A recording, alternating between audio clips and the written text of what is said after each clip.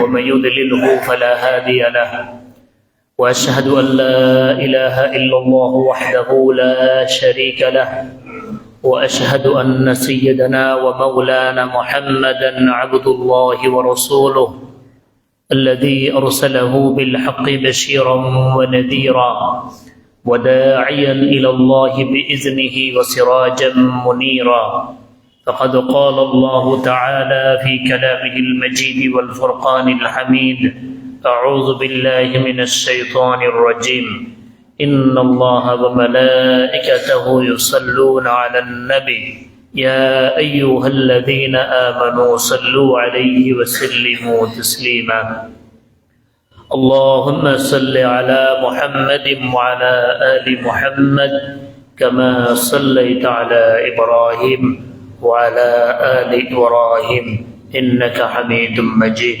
اللهم بارك على محمد وعلى آل محمد كما باركت على إبراهيم وعلى آل إبراهيم إنك حميد مجيد معزز محترم حضرات علماء کرام উপস্থিত মুসল্লিয়ানে کرام আল্লাহ সুবহানাহু ওয়া তাআলা দরবারে অসংখ্য অগণিত শুকর আদায় করছি যে আল্লাহ তাআলা জুমার সালাত আদায়ের উদ্দেশ্যে আল্লাহর ঘর মসজিদে উপস্থিত হওয়ার সুযোগ দিয়েছেন, তৌফিক দিয়েছেন।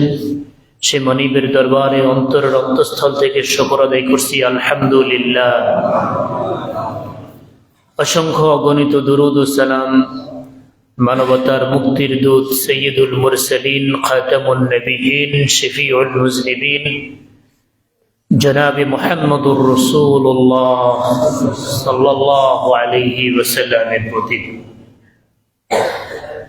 সম্মানিত উপস্থিতি, আজকে আমরা দুটি বিষয় নিয়ে কিছু কথা বলবো। একটি হচ্ছে ভূমিকম্প, এক্ষেত্রে মুসলিমদের জন্য করণীয়। আরেকটি বিষয় হচ্ছে বাউলদের ধর্ম বিশ্বাস এবং ইসলামী দৃষ্টিকোণ থেকে এটিকে আমরা কিভাবে মূল্যায়ন করব। আল্লাহ সুবহানাহু ওয়া তাআলা যদি তৌফিক দান করেন, অল্প সময়ে নির্দিষ্ট বিষয়কে আবর্তন করে কিছু কথা বলার চেষ্টা করব। আল্লাহ তাআলা আমাদেরকে শোনার, বোঝার এবং আমল করার তৌফিক দান করুন বলি আমিন। হাজিরিন, ভূমিকম্প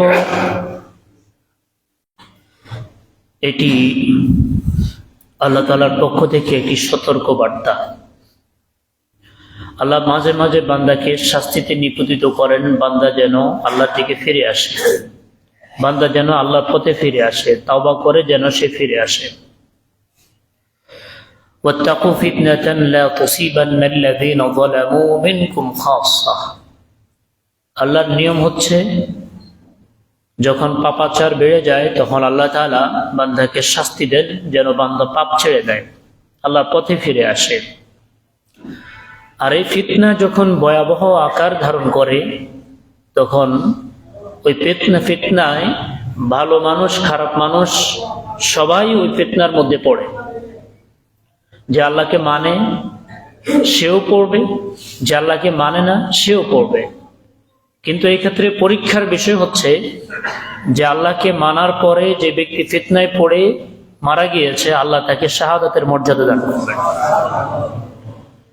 আর যে ব্যক্তি আল্লাহর পথে ফিরে আসে নাই, আল্লাহ তাআলার শাস্তি দেওয়ার পরেও আল্লাহর পথে ফিরে আসে নাই, তওবা করে আল্লাহর পথে ফিরে আসে নাই, সে ব্যক্তি কুফরের উপরে মৃত্যুবরণ করবে।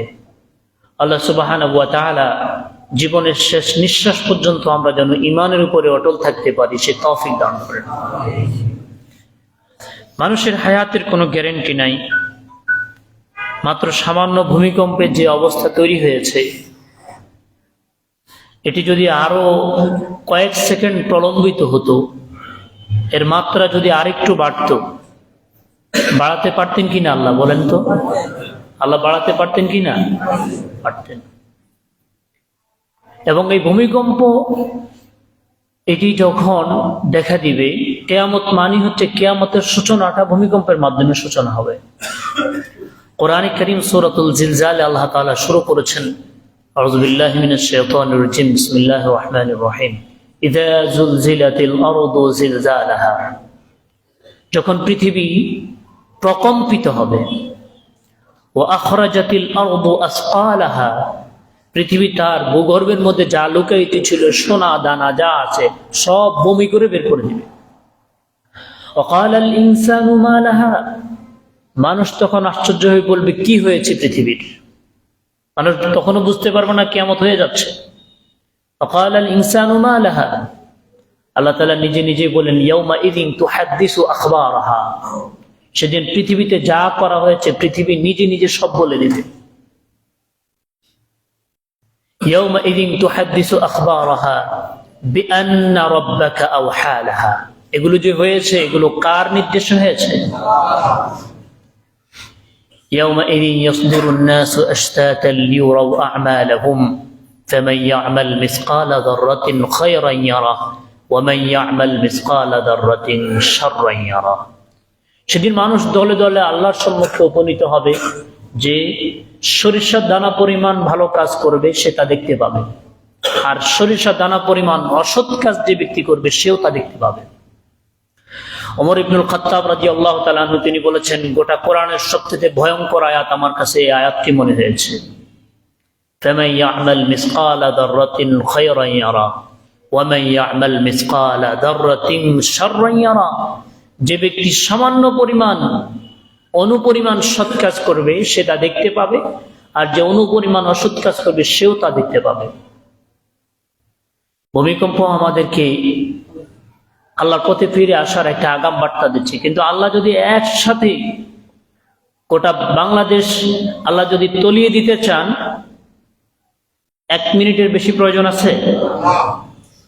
আল্লাহ তো বললে মুহূর্তের মধ্যে গড়িয়ে যাবে, কিন্তু ভূমিকম্পের মাধ্যমে এই দেশকে আল্লাহ তাআলা শেষ করার জন্য 1 মিনিটের বেশি সময় প্রয়োজন আছে? সময় প্রয়োজন, 1 মিনিট যথেষ্ট।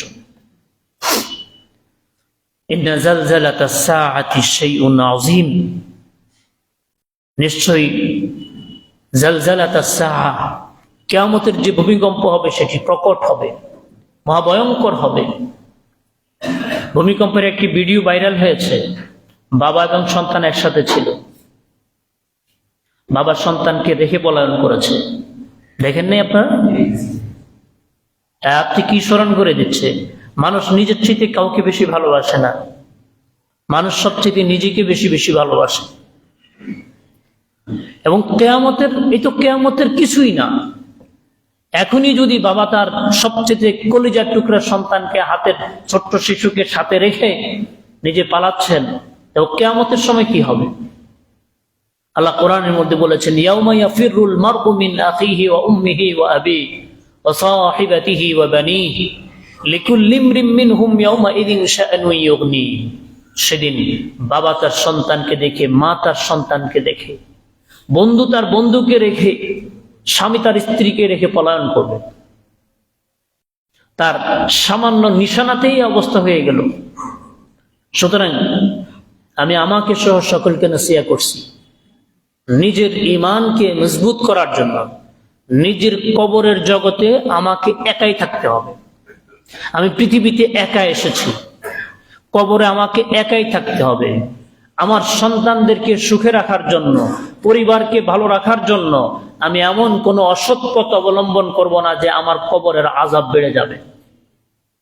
আমি এমন কোনো কাজের সাথে যুক্ত হব না।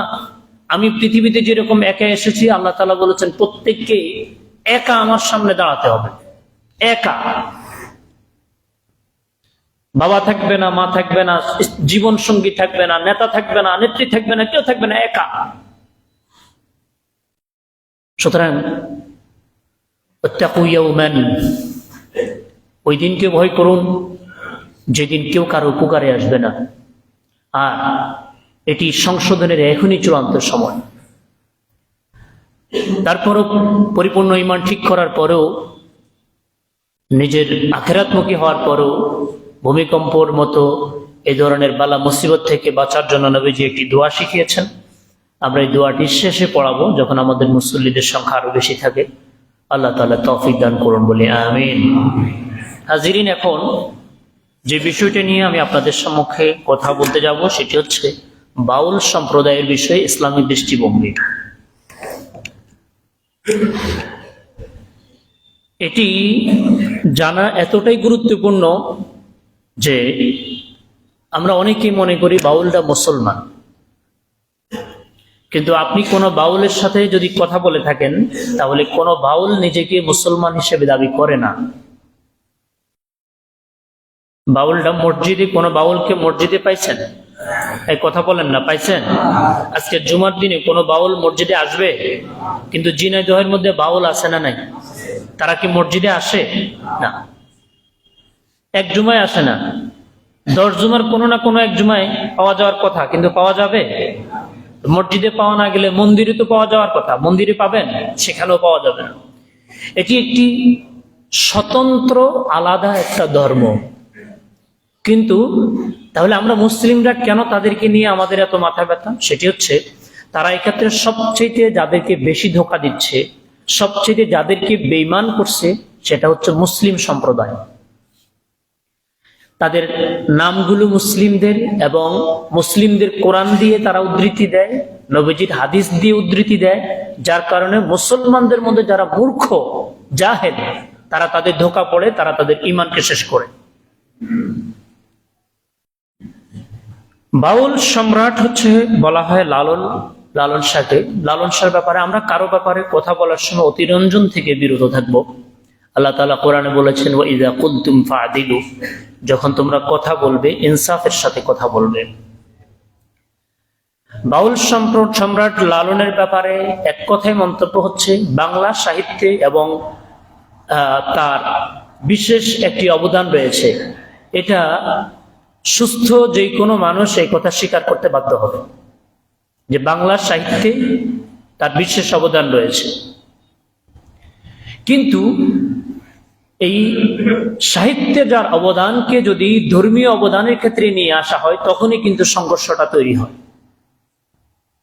ধর্মীয় ক্ষেত্রে লালন যিনি ধর্মীয় ক্ষেত্রে তিনি মুসলিম, এটা তিনি নিজেও বলেননি। তিনি হিন্দু, এটা তিনি নিজেও বলেননি।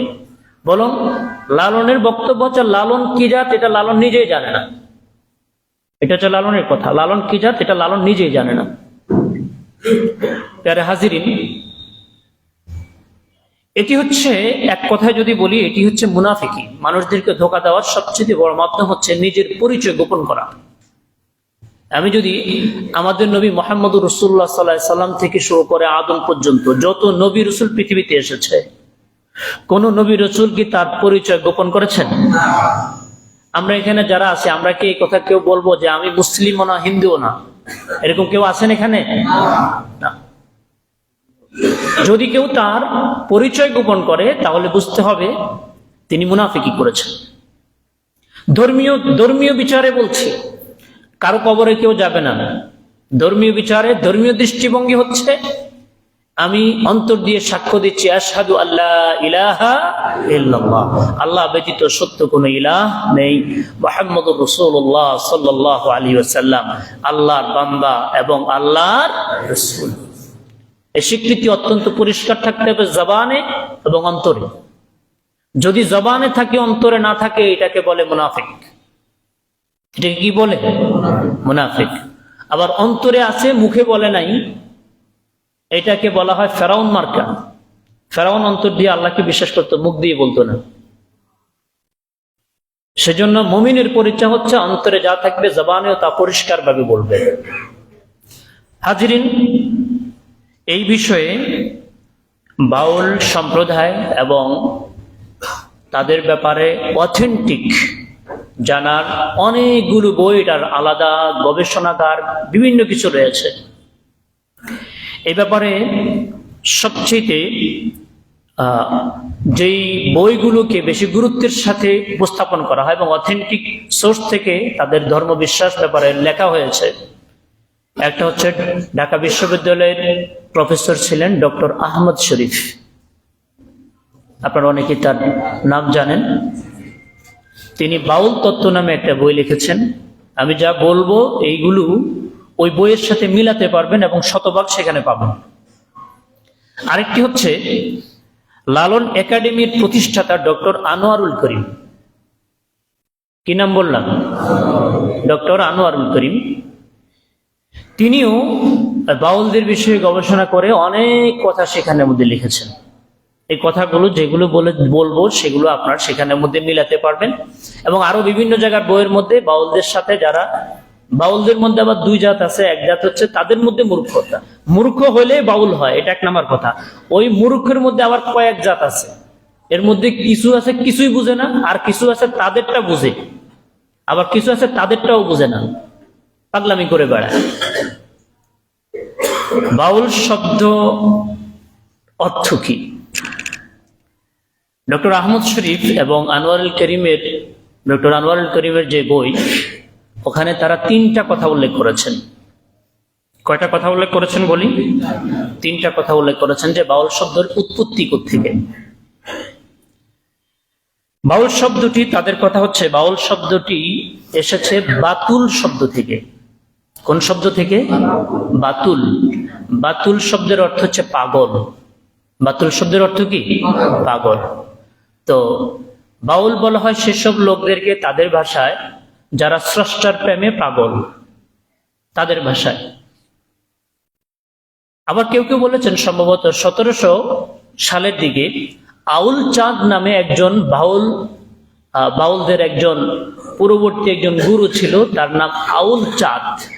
ওই আউল চাঁদ নাম থেকে পরবর্তীতে এসে সেটা ভাষার পরিবর্তন হয়ে সেখানে বাউল হয়ে দাঁড়িয়েছে। কিন্তু সবচেয়ে যে বিষয়টা ডক্টর আহমদ শরীফ তিনি যেটা উল্লেখ করেছেন, তিনি বলেছেন বাউল শব্দটা এসেছে বাল শব্দ থেকে। বাল আরবিতে, কোরআনের মধ্যে আল্লাহ সুবহানাহু ওয়া তাআলা তিনি বলেছেন আতা'বুদুনা বা'লান, আতা'বুদুনা বা'লান, বা'লান। এই বা'লান শব্দ থেকে বাউল এসেছে। বা'লান মানে হচ্ছে আল্লাহ সুবহানাহু ওয়া তাআলা মুশরিক যারা ছিল, যারা হাজারো বছর থেকে যারা মূর্তি পূজাতে লিপ্ত ছিল, তাদের একটা মূর্তির নাম হচ্ছে বা'ল, বা আইন লাম, বা'লুন। আল্লাহ তাআলা ওই মূর্তি পূজার নিন্দা করে আল্লাহ তাআলা বলেছেন আতা'বুদুনা বা'লান, তোমরা কি আল্লাহকে বাদ দিয়ে এই বা'লের পূজা করো, বা'লের পূজা করো। ওই বা'ল শব্দ থেকে বাউল শব্দের উৎপত্তি, অর্থাৎ আল্লাহ যার পূজা করা নিন্দা করেছে, তারা সেই শব্দকে ধারণ করে সেটাকে তারা গ্রহণ করেছে। আমি কি আমার কথা বুঝাতে পারলাম? এবং আমি বলছি যে এগুলো অনেক সময় হয়, আমরা যখন বলি তখন বলি যে মোল্লার বানানো ব্যাখ্যা। এই জন্য বলছি ডক্টর আহমদ শরীফ এরা বামপন্থী মানুষ। বামপন্থী মানে একেবারে বামপন্থী মানুষ। তাদের লেখাগুলো থেকে কথাগুলো বলছি। তো সবচেয়ে মজার ব্যাপার যেটা, সেটা হচ্ছে যে ব্যক্তি সালাত আদায় করে না তার একটা অপরাধ। কিন্তু যে মনে করে যে সালাত ইসলামে নাই, সালাতের কোনো প্রয়োজন নাই, আচ্ছা সেই ব্যক্তির সাথে কি ইসলামের কোনো সম্পর্ক থাকতে পারে? কোন বাউলকে আপনি কোনোদিন পাবেন না তারা হজ করতে যায়। তাদের একজন গুরু আছে, গুরু হচ্ছে কাবা, গুরু হচ্ছে কেবলা, গুরু হচ্ছে কাবা। আজ থেকে 7 বছর আগে লালন শাহের মাজারে আমি নিজে গিয়েছিলাম। তো সেখানে গিয়ে সেখানে একটা সাক্ষাৎকার আপনারা এখনো হয়তো এটা ইউটিউবে চার্জ দিলে পাবেন, যে পীরকে কেন কেবলা বলা হয়। আমাদের অনেকে আছে না যে অমুক পীর সাহেব কেবলা, হ্যাঁ বলে কি বলে না বলেন? আচ্ছা বলেন তো আমাদের কেবলা কয়টা? আমাদের কেবলা কয়টা বলেন? একটা। আর যারা তাদের পীরকে কেবলা বানাইছে, তাদের যত পীর তত কেবলা। হ্যাঁ, মুসলমানদের কেবলা কয়টা? একটা। মুসলমানদের কেবলা একটা। তো ওই সাক্ষাৎকারে ওখানে একজনকে জিজ্ঞেস করা হলো, ও আমাকে পাল্টা প্রশ্ন করলো যে আপনারা যে কাবার কথা বলেন, কেবলার কথা বলেন, আপনি বলেন তো কাবা কয় প্রকার? আমার মনে পড়ছে আমার সাক্ষাৎকারে সেখানে নেওয়া। আমি বলছি যে কাবা কয় প্রকার আমি তো জানি না। আমরা তো জানি কাবা আমাদের একটাই, কাবার আবার প্রকার তো আমার জানা নেই। তো সে বলছে যে কাবা দুই প্রকার, একটা জলিল কাবা আর একটা খলিল কাবা। আপনি পাবেন একটা জলিল কাবা আর একটা কি কাবা? খলিল কাবা। খলিল কাবা নির্মাণ করেছে ইব্রাহিম খলিলুল্লাহ, আর জলিল কাবা, জলিল হচ্ছে আল্লাহ, আর আল্লাহ হচ্ছে গুরুর সাথে আল্লাহ মিশে যায়। তারা যেই সাধক, ওই যে সময় গেলে সাধন, এগুলো তো আমরা যে গাই, এগুলো যে কত নিকৃষ্ট এবং কুফরি কথা, এগুলো যদি মুসলমান জানতো, তাহলে মুসলমান এগুলো যদি কোথাও বাজাতো, তাহলে সাথে সাথে ওটাকে ধ্বংস করে দিত। কত নিকৃষ্ট কথাগুলো এগুলো বলা হয়, আমাদের ব্যাখ্যা না, তাদের ব্যাখ্যা থেকে এই কথাগুলো বলছে। তো একটা হচ্ছে খলিল কাবা আর একটা হচ্ছে জলিল কাবা। জলিল কাবা হচ্ছে সাধনা করতে করতে করতে করতে মানুষ আল্লাহতে পরিণত হয়। এজন্য আমরা যারা, সে বলছে আমরা যারা টাকা নাই পয়সা নাই, আমরা গুরুর কাছে যাই, গুরুকেই তাওয়াফ করি, এটাই আমার কাবা। রোজা ওখানের মধ্যে পাবেন, চার্জ দিলে পাবেন। সাক্ষাৎকারটা আমার নেওয়া, এই জন্য আমার বলার ক্ষেত্রে কোনো মাধ্যম নেই, মিডিয়া নেই। ওখানে আবার বলছে যে রোজা, ওরা কখনো রোজা রাখে না, আমরা যেটা রাখি আমাদেরকে নিয়ে তারা হাসাহাসি করে। রোজা তো বললো যে রোজা মানে হচ্ছে আমরা যেটা রাখি এটা হচ্ছে উপোস। উপোস থাকে ওর ভাষায়, উচ্চারণটাও অনেকটা ওর মতো করতে চেষ্টা করলাম, উপোস।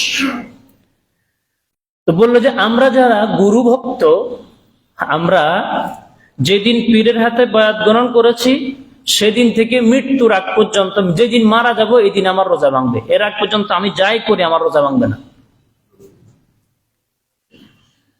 হাজিরিন, এক কথায় যদি বলি তাহলে হচ্ছে তারা আল্লাহর মুহাম্মদ সাল্লাল্লাহু আলাইহি সাল্লামের উপরে নাজিলকৃত এই কোরআনকে বিসমিল্লাহর বা থেকে নাসের সিন পর্যন্ত তারা বিশ্বাস করে না।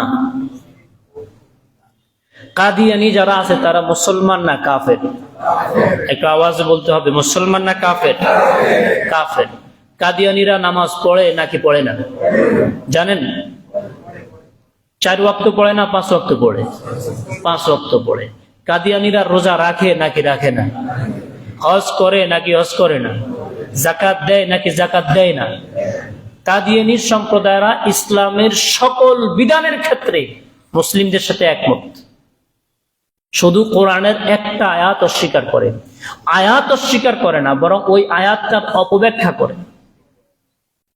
আল্লাহ তাআলা বলেছেন, মা কানা মুহাম্মাদুন আবা আহাদিন মির রিজালিকুম ওয়ালাকিন রাসূলুল্লাহি ওয়া খাতামান নাবিয়্যিন। লা ইলাহা ইল্লাল্লাহ মুহাম্মাদুর রাসূলুল্লাহ, এটা ঢাকা বকশীবাজার কাদিয়ানীদের যে আস্তানার মধ্যে লেখা লা ইলাহা ইল্লাল্লাহ মুহাম্মাদুর রাসূলুল্লাহ। তো কাদিয়ানী সে লেখলো লা ইলাহা ইল্লাল্লাহ মুহাম্মাদুর রাসূলুল্লাহ, কিন্তু গোটা দুনিয়ার সমস্ত আলেম ওলামা একমত কাদিয়ানীরা কাফের। কেন? সে লা ইলাহা ইল্লাল্লাহ, আল্লাহ ব্যতীত সত্য কোনো ইলাহা নাই, এই কথাই বিশ্বাসী।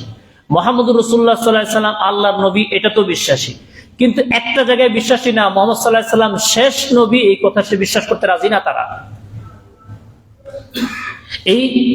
এবং এমনকি খাতাম শব্দটা আল্লাহ নাজিল করেছেন এটাও স্বীকার করে। কিন্তু তাদের কথা হচ্ছে আরবিতে খাতাম শব্দটা একাধিক অর্থ সম্ভাবনা রাখে। খাতাম শব্দের একটা অর্থ হচ্ছে শেষ। আমরা বলি না কোরআন খতম করেছে, মানে কোরআন শেষ করেছে। খতমের আরেকটা শব্দ হচ্ছে, তাদের কথা হচ্ছে, তাফসীরে বিভিন্ন জায়গায় এসেছে, শ্রেষ্ঠ, আফদল, চিল মারা। তো তাদের কথা হচ্ছে লা ইলাহা ইল্লাল্লাহ, আল্লাহ ব্যতীত সত্য কোনো ইলাহা নাই, মুহাম্মদ রাসূলুল্লাহ সাল্লাল্লাহু আলাইহি ওয়াসাল্লাম তিনি শ্রেষ্ঠ নবী, তিনি শেষ নবী নয়, শেষ নবী হচ্ছে মির্জা গোলাম আহমদ কাদিয়ানী। এই সামান্য এই একটি আয়াতের অপব্যাখ্যা করার কারণে গোটা দুনিয়ার মানুষ বলেছে কাদিয়ানীরা মুসলমান না কাফের। আর বাউল সম্প্রদায় কোরআনের বিসমিল্লাহ বা থেকে নাসের সিন পর্যন্ত একটি আয়াতের উপরে ঈমান আনে নাই। পুরো কোরআনের অস্বীকারী এরা, পুরো কোরআনের অস্বীকারী।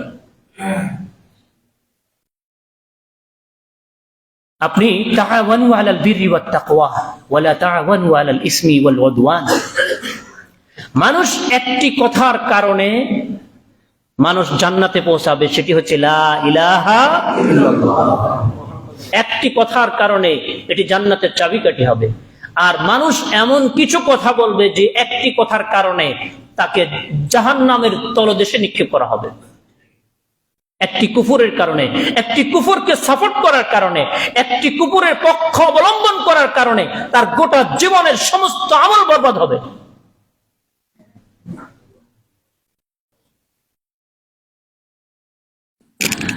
ইউটিউবে চার্জ দিলে পাবেন।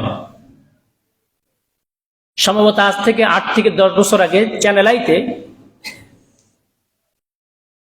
মনের মানুষ অথবা এরকম নামে, আমার হুবহু মনে নাই, এরকম নামে একটা সিনেমা তৈরি করেছে। সিনেমা তো সাধারণত আমরা গান বাজনা এগুলোকে আমরা বুঝে থাকি, কিন্তু না, ওই সিনেমাটা ছিল একটা বিশেষ ধর্ম বিশ্বাসকে প্রমোট করার জন্য। এবং এই সিনেমাটা ভারতের তৎকালীন নরেন্দ্র মোদীকে সামনাসামনি বসিয়ে এটা দেখানো হয়েছে।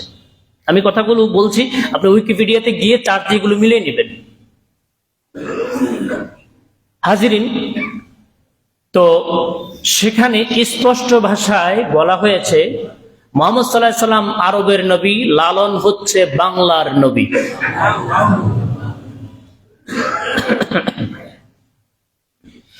হাজিরিন, পুরো বাউল ধর্মের সারমর্ম হচ্ছে যৌনতা, যৌনতা, অতঃপর যৌনতা। মানব দেহ নিয়ে হচ্ছে তাদের সকল গবেষণা, সকল চিন্তা, সকল চেতনা, সব এই যৌনাচার কেন্দ্রিক।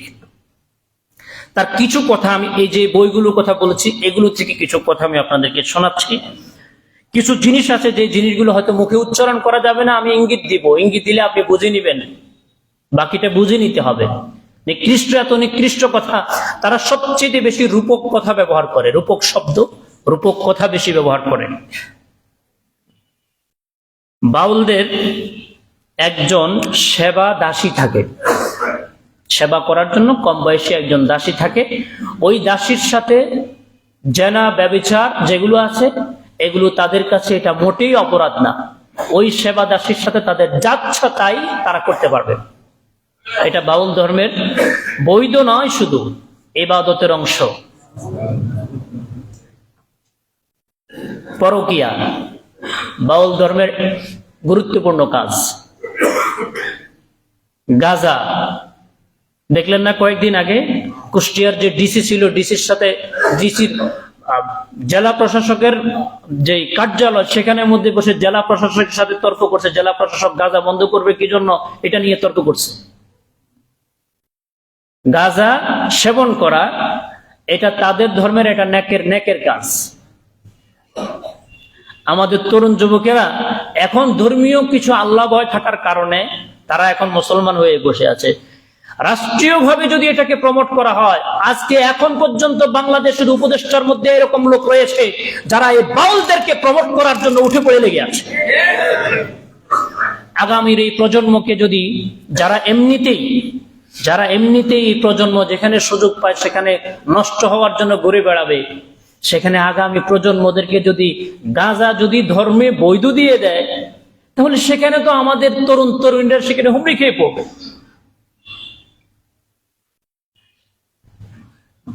তো তাদের গুরুত্বপূর্ণ আরেকটি কথা হচ্ছে, যখন সেবাদাসী যে রয়েছে তাদের স্ত্রী থাকতে পারে, সেটা জরুরি না, তবে সেবাদাসী থাকবে। ওই সেবাদাসী যে রয়েছে তার সাথে যৌনতা এবং ব্যভিচারের চূড়ান্ত মুহূর্তে স্রষ্টা এসে সেখানে হাজির হয়।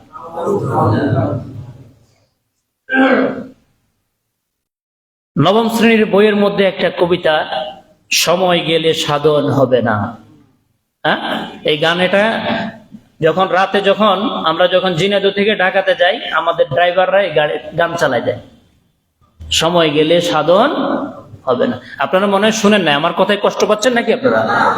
হ্যাঁ, সময় গেলে সাধন হবে না মানে কি? আমরা তো মনে করছি যে অনেক সুন্দর সুন্দর আধ্যাত্মিক কথা বলছে, এবং সমাজের কিছু মানুষের এমন ধারণা এরা হচ্ছে আধ্যাত্মিকতার সর্বোচ্চ মার্গে অবস্থান করছে, এই জন্য তারা এমন কথা বলে যে কথাগুলো আমরা বুঝি না। হাজিরিন, তাদের ধর্মের নিকৃষ্ট আরেকটি ব্যাপার হচ্ছে রস পান করা। রস, যে কোনো ধরনের দুরারোগ্য রোগ থেকে বাঁচার জন্য তারা রস পান করে। রস কি দিয়ে তৈরি হয় তাদের বই থেকে বলছি। আস্তাগফিরুল্লাহ আল আযীম, লা হাওলা ওয়ালা কুওয়াতা ইল্লা বিল্লাহ। কুমারী মেয়ের প্রথম মাসিকের যে রক্ত, 1 নাম্বার উপাদান। 2 মেয়েদের বীর্য। 3 নিজের পেশাব এবং নিজের বীর্য দিয়ে এই রস তৈরি হয় এবং এটা তারা পান করে।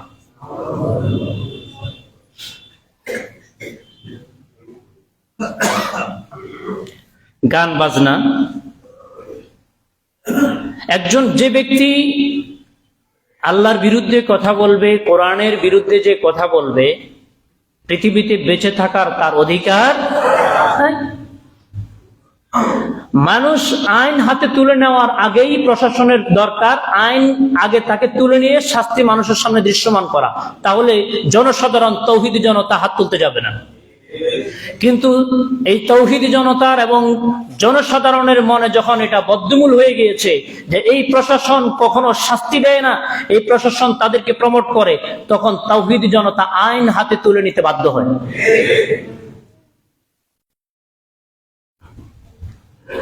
গান বাজনা হালাল না হারাম? সবাই বলেন হালাল না হারাম? হারাম করেছেন কে? গান বাজনা শোনার মানুষ আমাদের এখানেও আছে, কিন্তু যারা গান বাজনা শোনে তারা কি এটাকে হালাল মনে করে শোনে না হারাম মনে করে শোনে? হারাম মনে করে শুনলে কবিরা গুনাহ হবে, তওবা করলে আল্লাহ মাফ করে দিবে।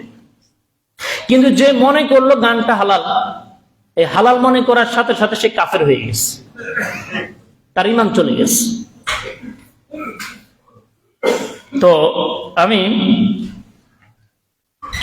বিখ্যাত যে যাকে গ্রেপ্তার করেছে আবুল সরকার, দেখছেন না আপনারা? আবুল সরকার, তো আবুল সরকার তার গান বাজনা এগুলোকে হালাল করার জন্য কোরআনে কারিমের সূরা নাস দিয়ে দলিল দিয়েছে। কোন সূরা? সূরা নাস। এই যে নাস বলছেন, নাসের মধ্যে নাসের কথা বলছে নাকি? কুল আউযু বিরাব্বিন নাস মালিকিন নাস ইলাহিন নাস মিন শাররিল ওয়াসওয়াসিল খান্নাস আল্লাযী ইউওয়াসওয়িসু ফি সুদুরিন নাস মিনাল জিন্নাতি ওয়ান নাস। বলছে আল্লাহ এক সূরার মধ্যে এতবার নাচতে বলছে। ওয়ামা হুয়া বিল হাজর, এই কোরআন হাসি তামাশার কিতাব নয়। কোরআনের নাস মানে কি? নাস মানে মানুষ। আয়াতের অর্থ হচ্ছে কি? কুল আউযু বিরাব্বিন নাস, হে নবী আপনি বলুন আউযু বিরাব্বিন নাস, আমি মানুষের প্রতিপালকের নিকট আশ্রয় চাই। মালিকিন নাস, যিনি মানুষের মালিক। ইলাহিন নাস, যিনি মানুষের ইলাহ। যেখানে এরকম ভয়ঙ্কর কথাগুলো রয়েছে সেখানে আবুল সরকার কোরআনের আয়াত টেনে এনে বলছে আল্লাহ এতবার নাচতে বলেছে। ঈমান থাকবে? ওদের তো ঈমান নাই, ওদের নিয়ে কথা না, কিন্তু ইসলামের এই কোরআনের অপব্যাখ্যা করার অধিকার তাকে কে দিয়েছে? ওদের ঈমান নিয়ে আমাদের কোনো কথা নাই, ওরা আলাদা ধর্ম, কিন্তু ইসলামের কোরআন নিয়ে অপব্যাখ্যা করার হিন্দুর যেমন অধিকার নাই, খ্রিস্টানের যেমন অধিকার নাই, বাউলদের কি সে অধিকার রয়েছে? আবার সে বলেছে আল্লাহ নাকি এক একবার, নাউজুবিল্লাহ, এক একবার এক এক মুখে কথা বলে, এক এক কথা বলে। আল্লাহ প্রথমে বলেছেন আল্লাহ নাকি, নাউজুবিল্লাহ, ও কোত্থেকে পাইছে আল্লাহ ভালো জানে, আমরা এগুলো পাই নাই। আল্লাহ নাকি বলেছে আউয়ালু মা খালাকাল্লাহুল ইশক, আল্লাহ প্রথমে ইশক সৃষ্টি করেছেন। আমি হাদিসের একজন নগণ্য ছাত্র হিসেবে আমি বলছি যে জাল হাদিসের অনেকগুলো কিতাব আমি পড়েছি, মানে বানোয়াট হাদিসের কিতাব, যেগুলোতে সহিহ হাদিস না, বানোয়াট হাদিসের কিতাব আলহামদুলিল্লাহ অনেকগুলো পড়েছি। ওই বানোয়াট হাদিসের কিতাবের মধ্যেও আমি পাই নাই কোথাও যে আল্লাহ বলেছে আউয়ালু মা খালাকাল্লাহুল ইশক, আল্লাহ প্রথম ইশক সৃষ্টি করেছে। এরপরে আল্লাহ বলেছে আউয়ালু মা খালাকাল্লাহুন নূর, আউয়ালু মা খালাকাল্লাহুর রূহ, আউয়ালু মা খালাকাল্লাহুল আরশ, আউয়ালু মা খালাকাল্লাহুল কলম। তো আল্লাহ প্রথম সৃষ্টি করেছে কলম, প্রথম সৃষ্টি করেছে আরশ, প্রথম সৃষ্টি করেছে। এখন তার কথা হচ্ছে আল্লাহর এক মুখে এত কথা, কোনটা মুখ আর কোনটা নাউজুবিল্লাহ মুখ দিয়ে বলতে পারলাম না। এত নিকৃষ্ট কথা আল্লাহর শানে বলার পরেও তাদের পক্ষে কিভাবে আমি কথা বলি? তাদের পক্ষে আমি কিভাবে কথা বলি? আমাকে কি আল্লাহর সামনে দাঁড়াতে হবে না? আমাকে কি মরতে হবে না? আমাকে কি কবরে যেতে হবে না? তাহলে আমি কিভাবে তার পক্ষে কথা বলি? আমাকে আগে বলতে হবে যে, প্রথমে তো বলতে হবে যে আল্লাহর শানে যে বেয়াদবি করে তার ব্যাপারে কি আইন হওয়ার দরকার, সে বিষয়ে দীর্ঘ আলোচনা করার পরে এরপরে আপনি সর্বশেষ বলতে পারেন, প্রিয় মুসলিম ভাইয়ারা, আপনারা আইন হাতে তুলে নেবেন না। এটা লাস্ট বাক্য হবে। আপনার প্রথম বাক্য যখন লাস্টে চলে আসে, উপসংহার যখন প্রথমে ভূমিকাতে চলে আসে, তখন এদেশের মানুষ তো ভুল বুঝবে যে আপনি মনে হয় সে বাউলদের সাপোর্ট করে যাচ্ছে।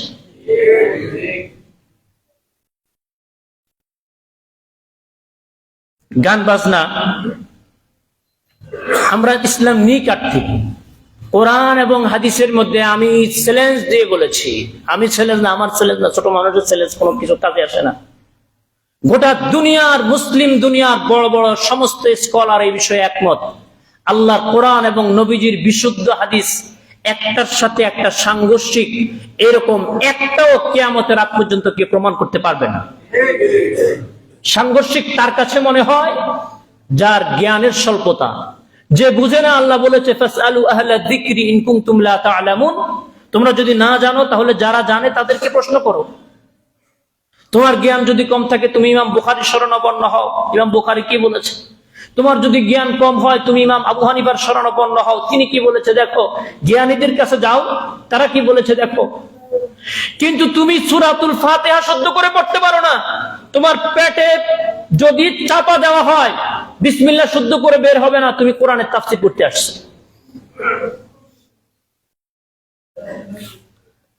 গানের ব্যাপারে বিখ্যাত বাউল সম্রাট লালনের বক্তব্য, আকাশটা কাঁপছিল কেন, শোনেন নাই? জমিনটা নাচছিল কেন, বড় পীর গামছিল কেন যেই দিন খাজা গান গেয়েছিল সেই দিন। আল্লাহ রসুলের গান পীর অলিদের শান। যারা বলে গান হারাম জ্ঞানহীন। নাউজুবিল্লাহ বলবেন না? যারা বলে গান হারাম জ্ঞানহীন। গান হারাম বলেছেন মুহাম্মদুর রাসূলুল্লাহ সাল্লাল্লাহু আলাইহি সাল্লাম। মুহাম্মদ সাল্লাল্লাহু আলাইহি সাল্লামের জ্ঞান হীন না? মুহাম্মদ সাল্লাল্লাহু আলাইহি সাল্লাম জ্ঞান কি নিজে শিখেছেন না তাকে আল্লাহ শিখিয়েছেন? আল্লাহ শিখিয়েছেন। মুহাম্মদ সাল্লাল্লাহু আলাইহি সাল্লাম পৃথিবীর কারো থেকে শিখেন নাই, তার একমাত্র শিক্ষক হচ্ছেন স্বয়ং আল্লাহ।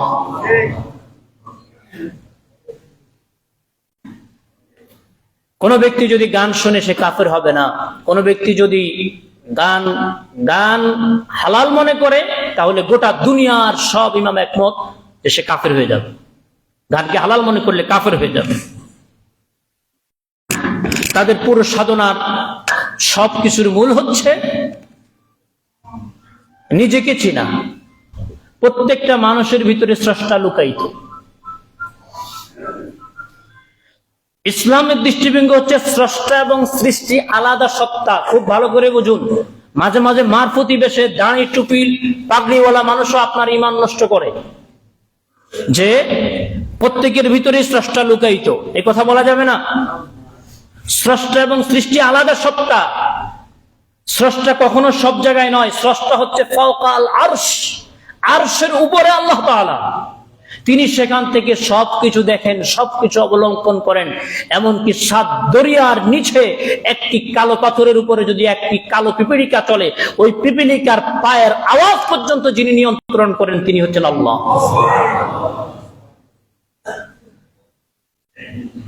যে নিজেকে চিনল সে তার রবকে চিনল।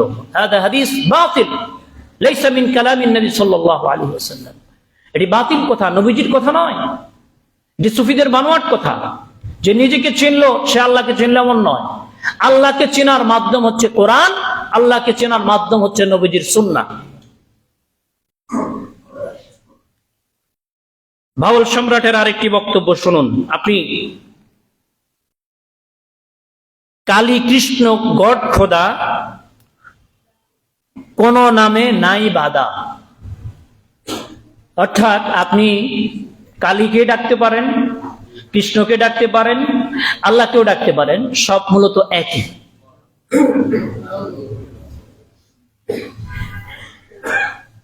হাজিরিন, এই কথাটাও সঠিক নয়, যদিও এটা লালনের কবিতা নয়। সবার উপর মানুষ সত্য, তাহার উপরে নাই, এই কথাটা আমাদের অনেকেই খুব সুন্দর করে বলে। না, সবার উপরে মানুষ সত্য এই কথা নয়, সত্য নয়।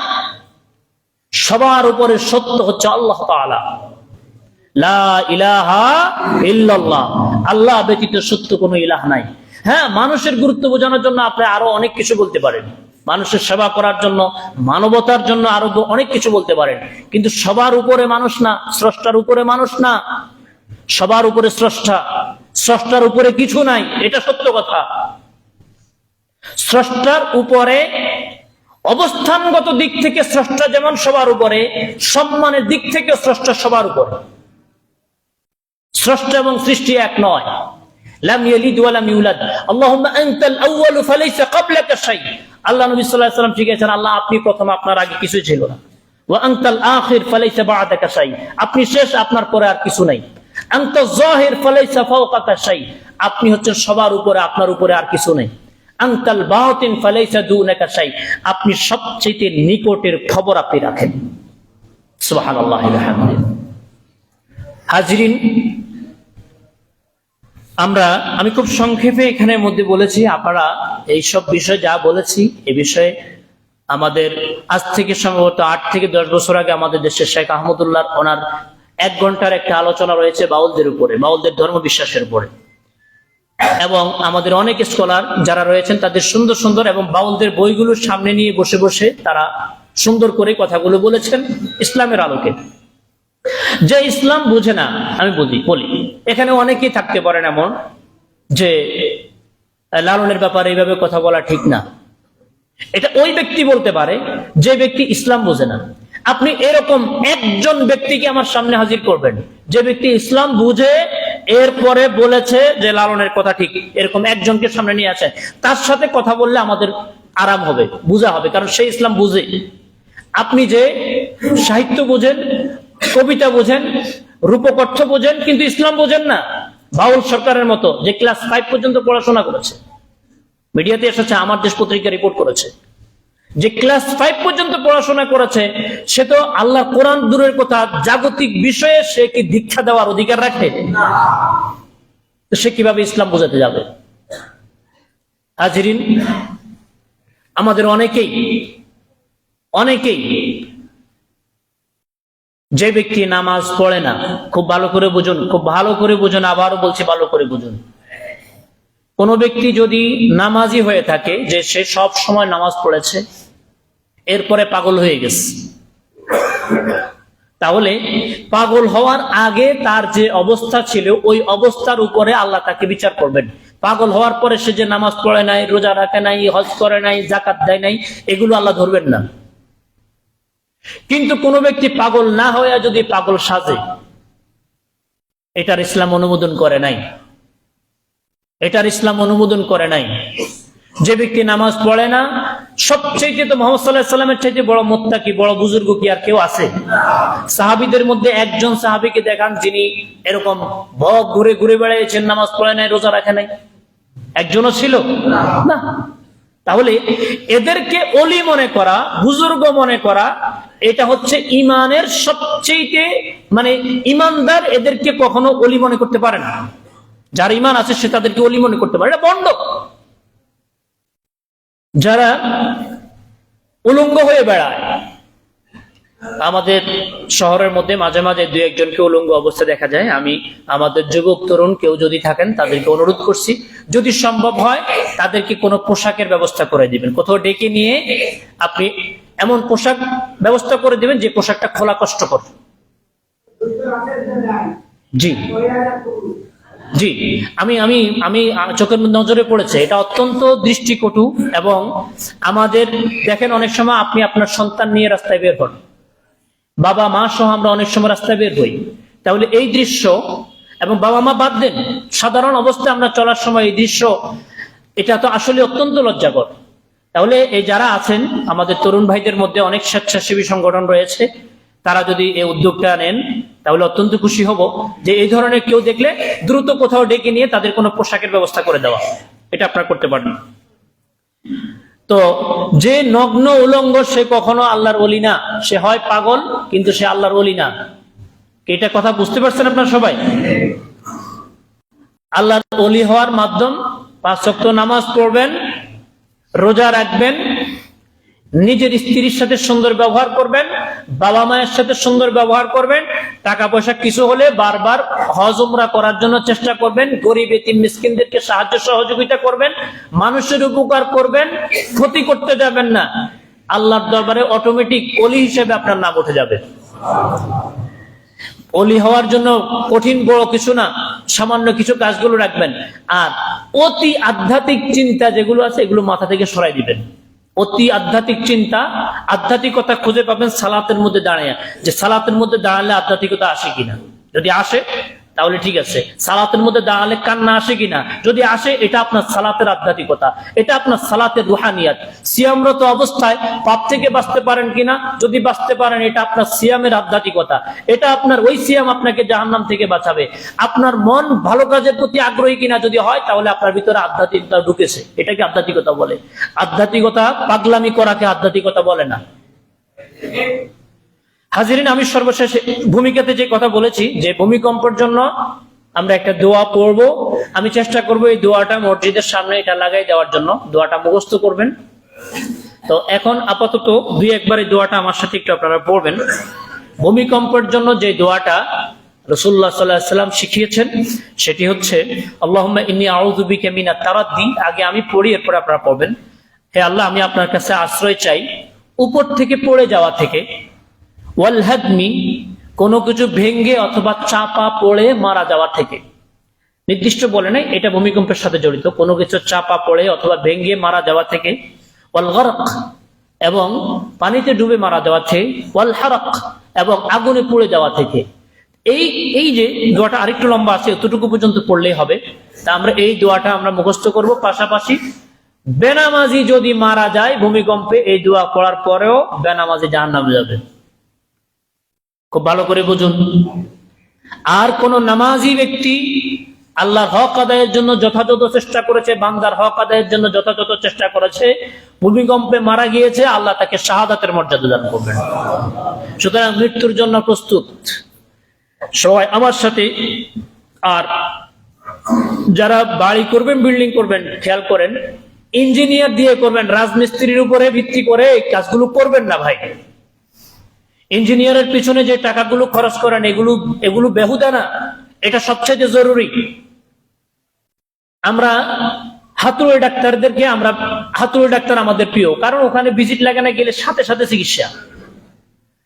রাজমিস্ত্রির কাছে গেলে রাজমিস্ত্রি, আর ইঞ্জিনিয়ারিং কি কাজ, আমি নিজে আরো তার থেকে ভালো পারবো। এই অপরিকল্পিত যে বিল্ডিং গুলো করা হচ্ছে এবং যেখানে যতটুকু করা যাবে আইনের মধ্যে রয়েছে, এটা আমাদের কল্যাণের জন্য করা হয়েছে। এই শহরের মধ্যে কোথাও যে জায়গায় যতটুকু করতে বলেছে অতটুকুই করবেন, এর বেশি করবেন না। যতটুকু মাটির নিচে দিতে বলে ততটুকু মাটির নিচে দিবেন। এটা শুধু আপনি নিজে ধোকা নয়, দেখা যাচ্ছে আপনি আপনার পরবর্তী প্রজন্মকে মাটির চাপা দিয়ে মারার হয়তো কোনো ফাঁদ আপনি এঁকে রেখেছেন, আপনি নিজেও বলতে পারবেন না। হাজিরিন, ইসলামিক হুকুমত যদি থাকতো তাহলে কেউ যদি এরকম কোন বিল্ডিং করতে, ইসলামিক আইন হচ্ছে যে বিল্ডিং যেভাবে করার মতো না সে যদি এভাবে করে এবং এটা করার কারণে যদি মানুষ মারা যায় তাহলে এটাকে বলা হয় শিবহুল কাতাল। সে সরাসরি হত্যা করে নাই, তবে হত্যা হওয়ার মতো কাজ করে বসছে। তাহলে মানুষ সেখানে যতজন মারা যাবে অতজনের মুক্তিপণ, অতজনের হত্যার জন্য যে পণ দেওয়া, এটা তার জন্য কম্পালসারি ছিল ইসলামী হুকুমত। তো আমরা বাহ্যিক উপায় উপকরণ সব কিছু করার পরে সকল ক্ষেত্রে তাওয়াক্কুল হবে একমাত্র কার উপরে? আল্লাহর উপরে। যখন বিপদ তখন কয়েকটা কথা বেশি পড়বেন, লা ইলাহা ইল্লা আনতা সুবহানাকা ইন্নী কুনতু মিনাজ জালিমিন। হাসবি আল্লাহ, বলেন বলেন, হাসবি আল্লাহ, অর্থাৎ আল্লাহ আমার জন্য যথেষ্ট। বিপদে যখন পড়বেন আর যখন মন থেকে বলবেন আল্লাহ আমার জন্য যথেষ্ট, আল্লাহ রক্ষা করবে। 3 নম্বর এই দোয়াটা আমার সাথে পড়েন, আল্লাহুম্মা ইন্নী আউযু বিকা মিনাত তারাদ্দি ওয়াল হাদমি ওয়াল গারাকি ওয়াল হারাকি ওয়া আউযু বিকা আন ইয়াতাখাব্বাতানি আশ-শায়তানু ইনদাল মাউত ওয়া আউযু বিকা আন আমুতা ফি সাবিলিকা মুদবিরান ওয়া আউযু বিকা আন আমুতা লাদিগা। আবার পরে একটু প্রথম অংশটা বেশি পড়াবো, প্রথম অংশটা বেশি গুরুত্বপূর্ণ, একটু মন খুলে পড়েন। আমি এই দোয়াটা লিখে দেওয়ার চেষ্টা করব এখানে বাহিরে, সবাই আমার সাথে পড়ি, আল্লাহুম্মা ইন্নী আউযু বিকা মিনাত তারাদ্দি ওয়াল হাদামি ওয়াল হাদামি ওয়াল গারাকি ওয়াল হারাকি। এই দোয়াটা মুখস্থ করবেন, পড়বেন, আর ঢাকা শহরে বসবাস কম করার চেষ্টা করবেন, বুঝছেন? সব ঢাকামুখী না হয়ে ঝিনাইদহের আশেপাশের মধ্যে যেগুলো আছে অনেক ফাঁকা জায়গা, এগুলোতে ঘরবাড়ি করেন, ঢাকা থেকে আস্তে আস্তে চলে আসেন, ঢাকাতে বাহ্যিক উপায় উপকরণগুলো গ্রহণ করেন। আল্লাহ সুবহানাহু ওয়া তাআলা আমাদেরকে বোঝার তৌফিক দান করুন।